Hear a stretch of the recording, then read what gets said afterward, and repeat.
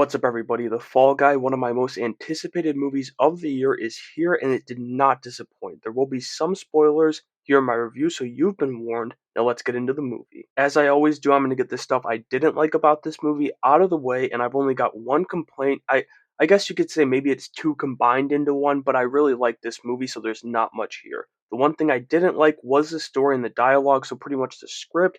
And it's not that it was awful, but it was blatantly the weakest part of this movie. Now, with that being said, I wasn't necessarily looking for a 10 out of 10 story from this movie. I was more so looking for a good time with tons of fun, and I got that. So, this only had such an impact on my experience, but it was definitely worth mentioning. That's all I've got for my cons, though, so let's move on to my pros section. Kicking this off is going to be the cast. Ryan Gosling was the perfect pick to lead this movie, and much like the movie itself, he did not disappoint. Then Emily Blunt and Winston Duke were the other two performances I really loved here in this movie, with the Goss and those two having great chemistry in obviously in their own different ways, and it was also so cool seeing Jason Momoa pop up in the Fall Guy, replacing Aaron Taylor Johnson in the movie within the movie, and I just love seeing him there at the end. Then there's the stunts, and this is what this movie's all about. So these being great was just awesome. Not to mention the movie got bonus points from me at least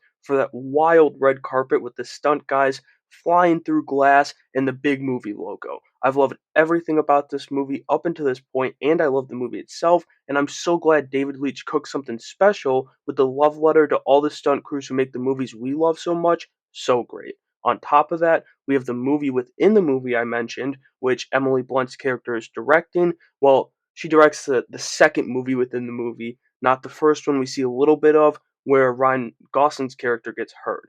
But this movie in the movie was actually kind of awesome too, with David Leitch taking advantage of it to make some really cool creative decisions with the Fall Guy.